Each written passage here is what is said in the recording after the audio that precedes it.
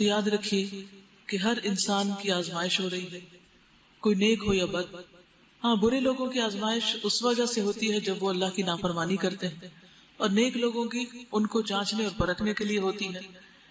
گناہوں کی وجہ سے جہاں تک آزمائش کا تعلق ہے تو حدیث میں آتا ہے کہ حضرت عمر نے جب حضرت عباس سے بارش کے لیے دعا کرنے کو کہا تو انہوں نے کہا اللہ بے شک مصیبت گناہ کی وجہ سے نازل ہوئی ہے اور وہ صرف توبہ سے دور ہو سکتی ہے، تو ہم تیرے حضور توبہ کرتے ہیں. پھر اسی طرح انسان قطع رحمی جو کرتا ہے اور ظلم اور زیادتی جو دوسروں کے حق مارتا ہے، اس کی وجہ سے بھی اللہ تعالیٰ دنیا میں جلد سزا بھی دیتا ہے اور آخرت میں بھی سزا دیتا ہے. لیکن اس کے برعکس جب انسان اللہ کا فرما بردار ہو جاتا ہے تو اللہ تعالیٰ اپنی رحمتوں سے اس کو ڈھانپ لیتا ہے. اب جب رحمتوں میں آ جاتا ہے پھر کوئی اور امتحان ہوتا ہے. ان دونوں میں فرق ہوتا ہے. امتحان اور آزمائش میں کیا فرق ہے؟ یعنی امتحان جو ہے وہ انسان کے درجے بلند کرنے کے لیے ہوتا ہے، اور آزمائش جو ہے وہ عام طور پر انسان کے گناہوں کی وجہ سے آتی ہے، سزا کے طور پر آتی ہے.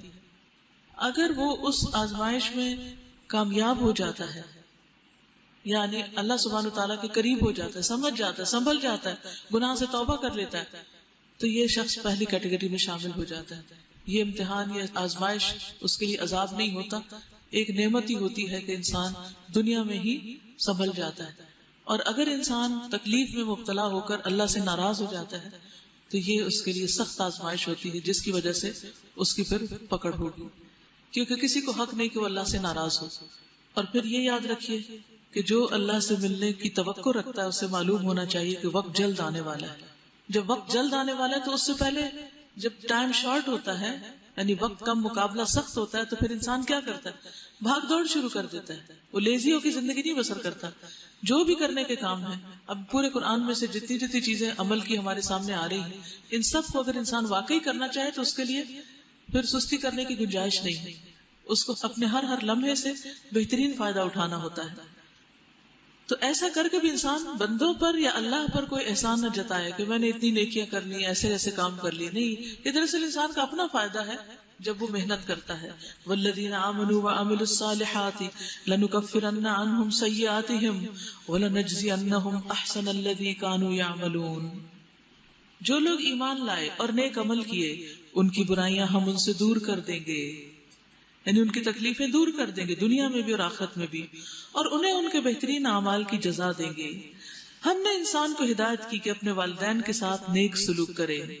نیک اعمال میں سب سے بڑا نیک عمل اللہ کے اوپر ایمان لانے کے بعد، شرک سے بچنے کے بعد والدین کے ساتھ حسن سلوک ہے.